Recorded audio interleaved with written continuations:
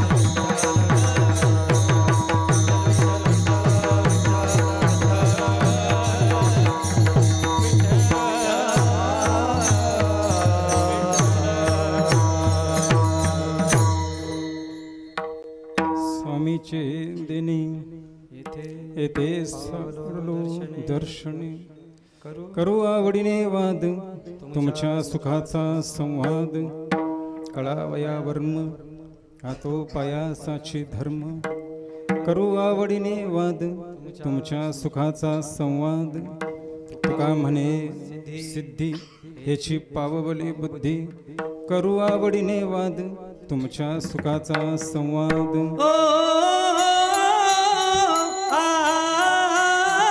पांडुरंगा करू प्रथम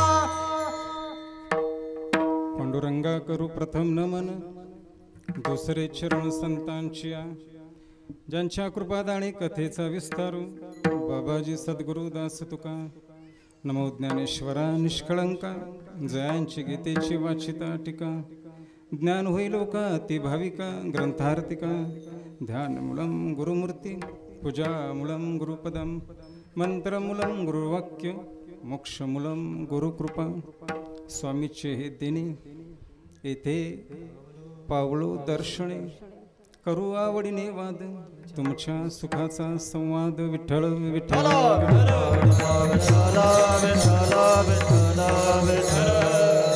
स्वामीचे हे देणे तेने पावलो दर्शने करू आवडीने वाद तुमच्या सुखाचा संवाद परम श्रद्धास्थान गुरुवर्य बापू दामनसे पंचकृषी ग्रामस्थ मंडळी सोनगाव आणि आपण उपस्थित सर्व साधक मंडळी परमार्थिक अधिकारी मंडळी धार्मिक अंतःकरण घेऊन श्रवण करण्यासाठी आलेले आपण सर्व श्रद्धाळू जिज्ञासू माणसं अभंग तुकोबऱ्यांचे आणि तुकोबरे अभंगामध्ये देवाशी संवाद साधतात देवाशी संवाद सगळेच साधतात पण त्या संवादाचं फळ मिळतंच असं नाही कारण हा संवाद संसारिक नाही आहे हा परमार्थिक संवाद आहे हा चालू असलेला अखंड हरिनाम सप्ताह डोळ्यासमोर रामनवमी आहे आणि रामनवमी डोळ्यासमोर ठेवून अखंड चाललेली ही साधना हेतू काय असू शकतो एकच भगवत प्राप्ती मनुष्य आपली व्यवस्था घरामध्ये पण करतो आणि घराच्या बाहेर पण करत असतो व्यवस्थेशिवाय मनुष्य घराच्या बाहेर पडत नाही आणि घरामध्ये सुद्धा कधी राहू शकत नाही परंतु आपण जी व्यवस्था करत असतो आपली त्या आपल्या व्यवस्थेचं फळ हे कुठंतरी क्षणिक सुख मिळेल दीर्घकाळ दुःख आणि शेवटी परिणामी मृत्यू याच्या पलीकडे आपली कोणतीच व्यवस्था आपल्याला घेऊन जात नाही क्षणिक सुख दीर्घकाळ दुःख आणि शेवटी मृत्यू इथपर्यंत परंतु जीवन जे आहे हे जीवन आनंदापर्यंत घेऊन जाणारी जी व्यवस्था आहे त्या व्यवस्थेला म्हणतात अध्यात्म विठ्ठल विठ्ठल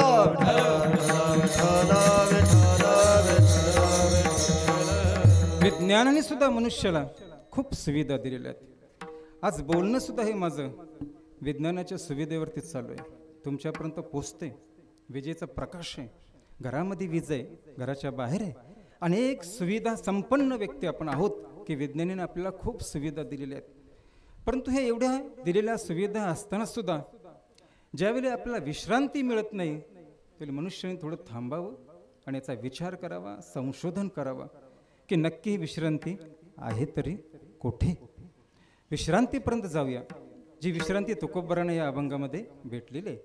परंतु तुकोबारा संवाद साधतात, हा त्यांचा विषय देवाशी, पण त्या संवादावरती लक्ष ठेवून आपण त्या संवादाचा रूपांतर हे आपल्या कल्याणामध्ये करणं हे आपलं कर्तव्य आहे. कारण मनुष्याला साधुबोध हा झाला पाहिजे. लक्ष साधू बोधाकडे असावं, साधू होण्याकडे नसावं. विठ्ठल विठ्ठल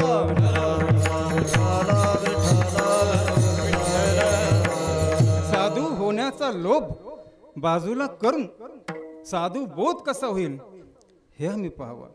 हा अभंगामध्ये जो संवाद आहे हा संवाद फार महत्त्वाचा आहे, अतिशय महत्त्वाचा संवाद. संवाद एवढ्यासाठी त्या संवादावरती आपण लक्ष ठेवून असावं.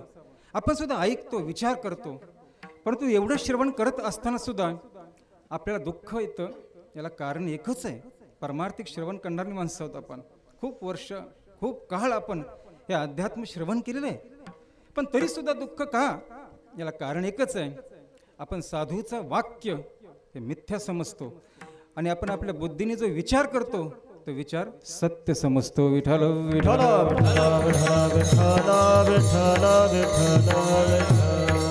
जेव्हा आपला विचार आपण मिथ्या आणि साधू महात्म्यांचा, सद्गुरूंचं जो वाक्य आहे हे वाक्य आपण जेव्हा सत्य समजू त्यावेळेला आपण त्या आनंदापर्यंत आणि सुखापर्यंत जाऊ.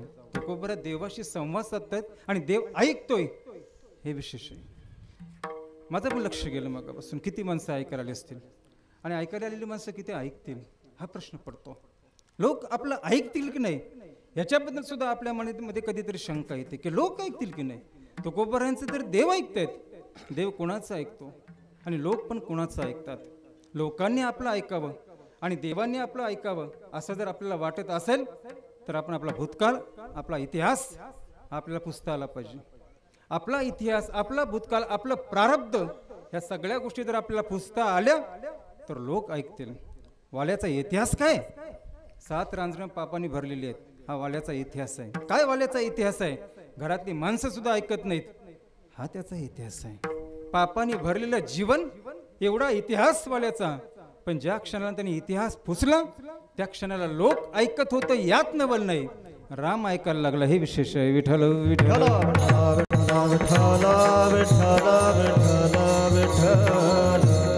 बोललेले वाल्मिक तैसाची करून. काय आश्चर्य आहे, काय भगवंताने ऐकावं वाल्याचं. वाल्मिकीने जसं लिहावं भगवंताने त्या पद्धतीने आचरण करावं. बोलणं नाहीये, हा रामायणाचं पाठांतर नाही, रामायणाचं पारायण नाही रामाकडून, रामायणाचं पूर्ण आचरण हे श्रीरामाकडून आहे. जसं वाल्मिकीने लिहिलेलं आहे तसंच. मग तुकोबारा सुद्धा परिपूर्ण अवस्थेमध्ये आहेत. भगवंताचं दर्शन तुकोबारानं झालेलं आहे. मग तुकोबारानं भगवंताचं दर्शन झाल्यानंतर सुद्धा त्यांना असं वाटते की जो आनंद आपल्याला मिळालेला आहे तो आनंद ह्या समाजाला सुद्धा मिळावा. मारुतीला वाटते रामाची भेट मला झालेली आहे ना, तर श्रीरामाची भेट ही माझ्या पुरते मर्यादित राहू नये, सुग्रीवाला पण राम भेटावा. विठ्ठल विठ्ठल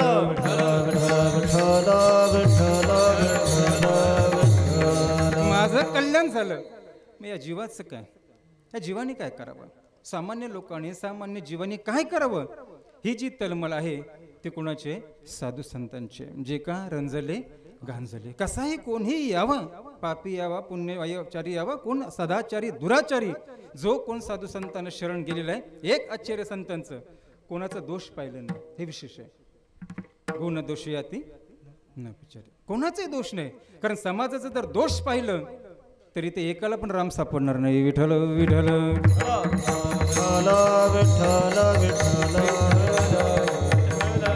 दोष पाहणं म्हणा किंवा दोष न दिसणं हा साधूचा स्वभाव आहे. काय असेल त्या साधू तत्वाचा स्वभाव की रामाला पण वाटलं, सीतेला आणल्यानंतर अयोध्येमध्ये राम राज्य झालं चालू. आता या वानरांना काय द्यावं, प्रत्येकाला काय भेट द्यावी? श्रीरामाने सुग्रीवाला सुद्धा किष्किंधा दिला होता, विभीषणाला लंका दिली, प्रत्येकाला आपापल्या योग्यतेनुसार काहीतरी भेट दिली. राहिला होता शेवटला फक्त हनुमंत, की ज्या रामाला पण प्रश्न पडला या हनुमंताला काय द्यायचं. शेवटी हनुमंताला विचारलं तुला काय पाहिजे, तेव्हा तो हनुमंत म्हणतोय मला दुसरं काही नको, फक्त साधूचा जो काही स्वभाव आहे ना, तो स्वभाव मला क्षणभर फक्त कळू दे. विठ्ठल विठ्ठल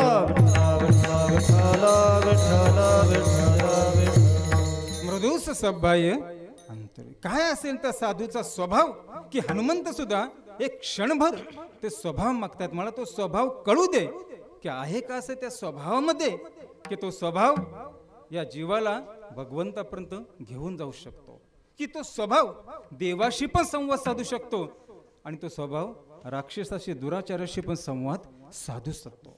मग हा जो सप्ताह चालू आहे, आणि या सप्ताहाचं समोर उद्दिष्ट काय तर रामनवमी, श्रीरामाचं दर्शन.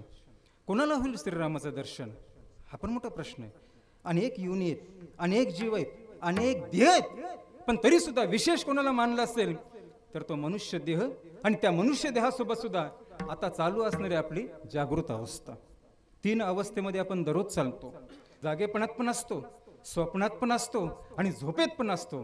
या 3 अवस्थेमध्ये आपला दररोजचा दिनक्रम चालू आहे.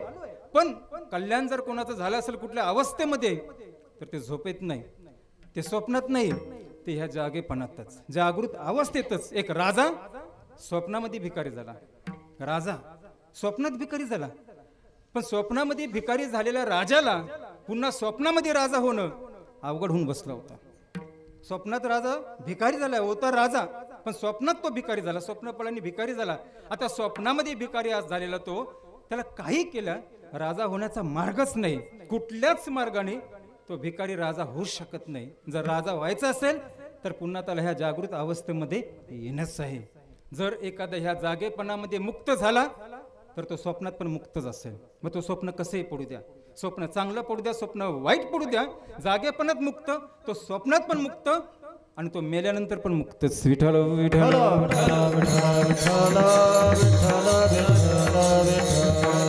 एक ही जागृत अवस्था, एवढं महत्व आहे जागृत अवस्थेला. कोणाच्या? मनुष्याच्या, इतर प्राण्याच्या नाही, इतर प्राण्याच्या नाही. अनेक प्राणी आहेत, त्यांना गाडीमध्ये बसवा, एसी मध्ये बसवा, काही त्यांच्यावरती संस्कार करा, किती त्यांचे लाड करा, त्यांना सुविधा द्या. ह्या जागृत अवस्थेचा उपयोग जर कोणाला झाला असेल तर तो फक्त मनुष्य देहालाच होऊ शकतो. याला कारण असं आहे. आणि मनुष्य का? विचारी प्राणी आहे. हा काळ आहे आणि हा संसार आहे, दुःखरूप संसार. आणि या काळाच्या समोर जर कोण टिकला असेल तर तो फक्त ब्रह्मविचार. विठ्ठल विठ्ठल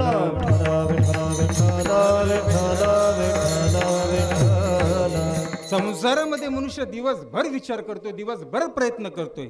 प्रयत्न करत असं नाही असं नाहीये, देवपूजा करतोय, अनेक गोष्टी चालू आहेत संसारामध्ये, पण म्हणावं तसं सुख त्या माणसाला मिळत नाही. आणि काळाच्या समोर कोण टिकला पण नाही. अनेक पैसे कमवणारी माणसं झाली, अनेक रूपवान झाले, अनेक बलवान झाले, अनेक धनवान झाली, समाज जोडलेली माणसं सुद्धा खूप या समाजामध्ये पाहायला मिळतात. पण या काळाच्या समोर कोणच टिकला नाही. जर कोण टिकला असेल या काळाच्या समोर तर तो फक्त हा ब्रह्म विचार, एकमेव ब्रह्म विचार. आणि गंमत बघा कशी आहे, विज्ञान ज्याचा शोध लावतो त्याला जड म्हणतात. विज्ञान जडाचा शोध लावतो. हा, आता बोलणं आहे, किती बोलावं, किती किती बोललं तरी हे जडातच चालणार. हे बोलणं, ज्या ज्या काही गोष्टी आहेत, जेवढ्या जेवढ्या सुविधा, सांगण्याची सुद्धा आवश्यकता नाहीये. हे सगळं काय विज्ञान ज्याचा शोध लावतो त्याला जडच म्हणतात, आणि ऋषी ज्याचा शोध लावतो त्याला सत्य म्हणतात. विठ्ठल विठ्ठल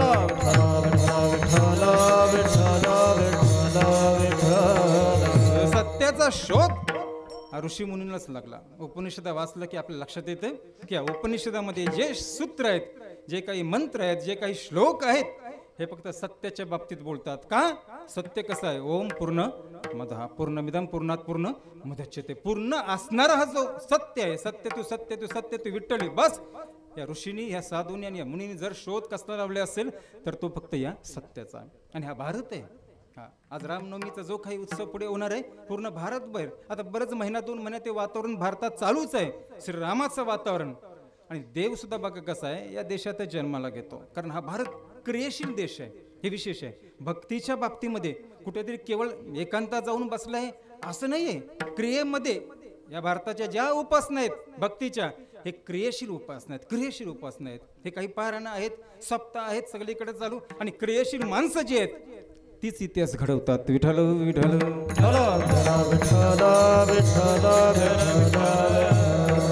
निष्क्रिय मनुष्य बोलत राहील, प्रारब्ध आहे तोपर्यंत जगेल, पण निष्क्रिय माणसाकडून कधी इतिहास घडत नाही. आणि इतिहास पण तीच लोक घडवतात ज्या माणसाकडे त्याग करण्याची तयारी आहे. कारण इतिहासामध्ये त्याच लोकांच्या नोंदी आहेत, ज्या लोकांनी त्याग केलेला आहे त्याच लोकांची नोंदी आहेत. मग समोर असणारी ही रामनवमी, आपल्याला तर रामनवमीपर्यंत पोहोचायचं आहे. आणि हा अभंग सुद्धा आहे. या अभंगामध्ये जे देणं आहे ना ते कृपेचंच देणं आहे, भगवंताची कृपा. भगवंताची कृपा झाली नाही असं नाही आहे. देव सांगतो रामायणामध्ये, हनुमंताची भेट झाल्यानंतर मी कोण आहे म्हणतो. देव म्हणतो मी कोण आहे, दशरथाचा मुलगा आहे. हनुमंताला ऐकून बरं वाटलं की अरे आतापर्यंत मी असं ऐकलं होतं की परमेश्वर ब्रह्मा कसा आहे, अजन्म आहे, की ज्याचा जन्मच होत नाही असा भगवंत, ज्याचा जन्म होत नाही. पण हा काय सांगतो मी कोण आहे, दशरथाचा मुलगा आहे. म्हणजे याचा जन्म झालेला आहे. पुन्हा तो म्हणतोय की माझं नाव काय आहे, राम आहे. असा परिचय देतोय, मी दशरथाचा मुलगा आहे, माझं नाव राम आहे. ऐकणाऱ्यांना बरं वाटलं की हा जो निर्गुण ब्रह्म आहे, या निर्गुण ब्रह्माच्या जपाचा आम्हाला आज काय भेटला, उपाय भेटला. विठ्ठल विठ्ठल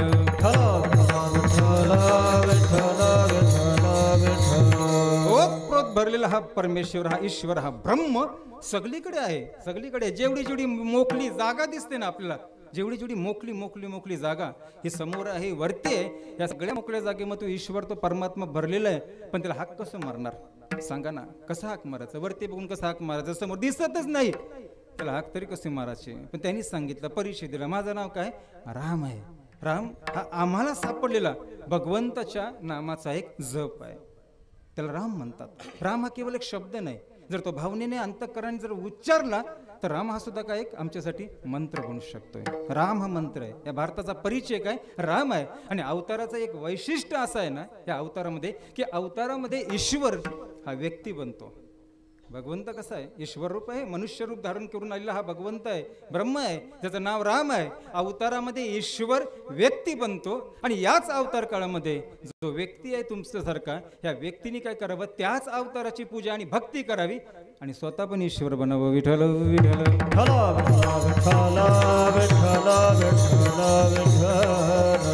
भगवंताची कृपा. कृपा याचा अर्थ असतोय न बोलवता आलाय, हे विशेष. न बोलवता येणं भगवंत आला त्या युगामध्ये, त्रेता युगामध्ये रामाचा अवतार आहे, रामाचा जन्म आहे. आणि आज सुद्धा आपण त्या श्रीरामाची भक्ती करतो. याचा अर्थ असा आहे की तो आलाय आमच्यासाठी सुद्धा न बोलवता. आता आमचं काम आहे, हा आलेला आहे जो परमात्मा, ही त्या भगवंताची झालेली जी कृपा आहे, आता त्या भगवंताशी आम्ही कशा पद्धतीचा संबंध जोडतोय, कशा पद्धतीचा संबंध जोडतोय आणि आम्ही त्या भगवंताच्या कृपेला पात्र होतोय. कृपा ही तशी सहज नाहीये. कृपा कोणावरती सुद्धा सहज होत नाही. कृपा कधी होईल, कशी होईल, कोणावरती होईल याचं कुठंच लिखाण होऊ शकत नाही. हे कृपेचं वैशिष्ट्य आहे. कृपा कोणावरती होईल भगवंताची, ती कधी होईल, ती कशी होईल, याचं लिखाण पाहायला गेलात तरी तसं सहज सापडणार नाही. ही एवढी भगवंताची कृपा काय विशेष आहे. मग या भगवंताची कृपा आमच्यावरती व्हावी असं वाटत असेल तर आम्ही त्या ईश्वराशी संबंध कसा जोडतोय हे महत्वाचं आहे. कुटुंबामध्ये आम्ही संबंध जोडलेली माणसं आहोत. हे बाबा माझे वडील आहेत, ही आई आहे, हे बायको आहे, ही मुलं आहेत. हा एक संबंध आम्ही जोडलेला आहे. आणि जसा संबंध जोडलेला ना तसा आम्हाला सुख आणि दुःख हे कुटुंबामध्ये मिळत असतं. जसा संबंध जोडलेला आहे तसा. आणि भगवंताशी सुद्धा तसाच आहे. जर कीर्तनकार म्हणून जर त्याच्याशी संबंध जोडला तर तो एवढ्या पुरत असतो, बरोबर आहे. त्याचं दुसरं फळ किंवा काही कृपा नाही मिळू शकत. गायणार, वाजवणार, टाळ एवढ्या पुरतच जर आम्ही त्याच्याशी संबंध जोडला तर तेवढा मर्यादित राहू शकतो. पण तुकोबरावरती कृपा झालेला आहे. आणि तुकोबराने जो भगवंताशी जो संबंध जो जोडलेला आहे, संबंध हा जोडलेला संबंध कसा आहे हे बघू अभंगाच्या पहिल्या चरणात. स्वामी जय देव, स्वामी जय देव.